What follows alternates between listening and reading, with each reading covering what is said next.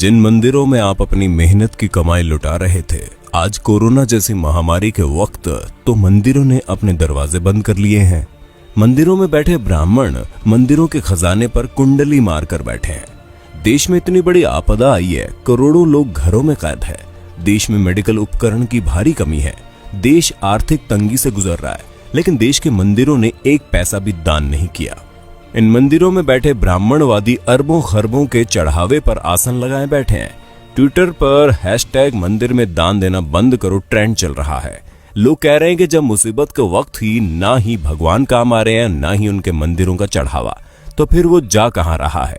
आइए आपको बताते हैं भारत के मंदिरों के पास कितना पैसा है। देश के अमीरों की बात आती है तो अक्सर अंबानी, टाटा और बिड़ला का नाम आता है।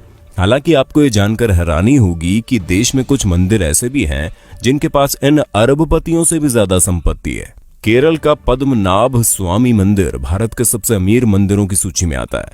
यहाँ हर साल करीब 500 करोड़ रुपए का चढ़ावा आता है। 2016 में इस मंदिर की टोटल वेल्थ $22.3 बिलियन यानी कि करीब 1.47 लाख करोड़ रुपए आंकी गई। आंध्र प्रदेश के तिरुपति बालाजी मंदिर की टोटल वेल्थ 52,000 करोड़ रुपए है। मंदिर हर साल करीब 600 करोड़ रुपए की कमाई करता है। शिरडी साईं बाबा का टेम्पल देश के सबसे फेमस मंदिरों में से एक है। साल 2018-19 में लोगों ने यहाँ 679 करोड़ रुपए दान कर दिए। शिरडी मंदिर की कुल संपत्ति 2200 करोड़ से ज्यादा है।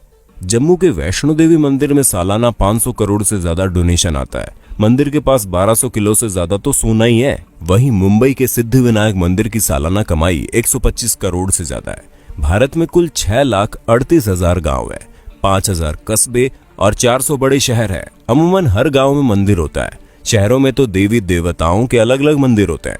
इस हिसाब से भारत में 6 लाख से ज्यादा मंदिर है।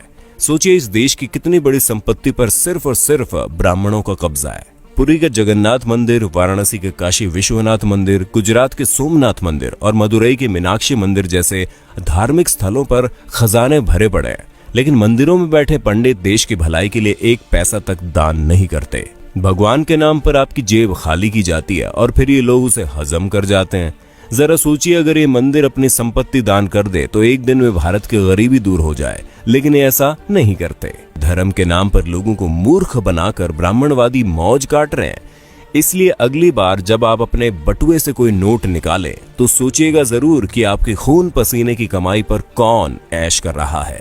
मंदिर में या मस्जिद में सीमेंट की बोरी देने से पहले पड़ोस में देख लीजिए, अगर कोई गरीब हो तो आटे की बोरी पहले दीजिए। दान करना गलत नहीं है, लेकिन सोचने वाली बात है कि आखिर मंदिर में किए गए दान से किसका भला होता है। मंदिरों में दान करने वालों की मानसिकता क्या होती है। अपने देश में इतनी ज्यादा गरीबी है कि उनकी चिंता किसी को नहीं है। कई किसान भूख से मर जाते हैं, पर उनकी मदद करने के लिए कोई आगे नहीं आता। लेकिन मंदिरों में लाखों नहीं बल्कि करोड़ का गुप्त दान दिया जाता है। आखिर इस दान से हासिल क्या होता है, किसको मिलता है इसका लाभ। हम एक बात साफ कर दें, हम कोई नास्तिक नहीं है। भगवान ने हमारी भी उतनी आस्था जितनी होनी चाहिए। लेकिन सोचने वाली बात यह है कि आस्था जताने के लिए मंदिरों में दान करना जरूरी है। अगर नहीं तो फिर जो लोग मंदिरों में बेतहाशा दान करते हैं उनके पीछे की मानसिकता क्या है। क्या उनको भगवान से किसी बात का डर रहता है? क्या ऐसे लोगों को जो कि काले धंधे करते हैं उनके मन में बात रहती है कि वो भगवान के मंदिर में कुछ दान करके अपने पाप से बच जाएंगे? हमें तो लगता है ऐसी ही किसी मानसिकता के वशीभूत होकर ये लोग लाखों रुपए दान करते हैं। लेकिन इनके दान से किसका भला होता है? हमारे देश के बड़े बड़े मंदिरों की हालत क्या है, किसी से छुपी नहीं है।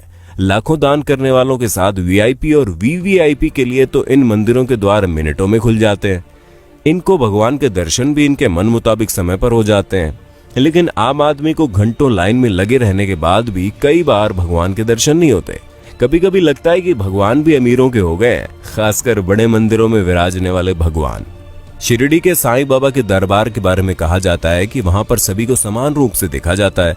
लेकिन हमारे एक मित्र ने बताया कि जब वो शिरडी गए थे तो वीआईपी पास से गए थे और उनको दर्शन करने में कम समय लगा।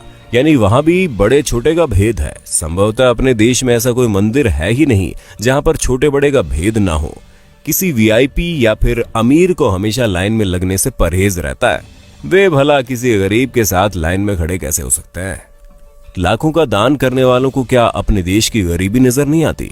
क्या ऐसा दान करने वाले लोग इन खैराती अस्पतालों, अनाथ आश्रमों में दान करने के बारे में नहीं सोचते। जिन आश्रमों में ऐसे बच्चों को रखा जाता है, जिन बच्चों में संभवतः ऐसे बच्चे भी शामिल हैं जो किसी अमीर की अय्याशी की निशानी के तौर पर किसी बिन ब्याही माँ की कोख से पैदा होते हैं, क्या लाखों दान करने वालों को अपने देश के किसानों की भूख से वो मौतें नजर नहीं आती? हम तो इतना जानते हैं कि किसी भूखे को खाना खिलाने से लाखों रुपए के दान से ज्यादा का पुण्य मिलता है। किसी असहाय और गरीब की मदद करने से उनके दिल से जो दुआ निकलती है वो दुआ बहुत काम की होती है। हम मंदिरों में दान करने के खिलाफ कतई नहीं है, लेकिन किसी भी मंदिर में दान उतना ही करना चाहिए जितने से उस मंदिर में होने वाले किसी काम की मदद हो जाए। जो मंदिर पहले से ही पूरी तरह से साधन संपन्न हैं, उन मंदिरों में दान देने का क्या फायदा? दोस्तों, अगर आपको ये वीडियो अच्छी लगी तो हमारे चैनल को सब्सक्राइब करना ना भूलें, अपने दोस्तों के साथ वीडियो को शेयर कर दें। धन्यवाद।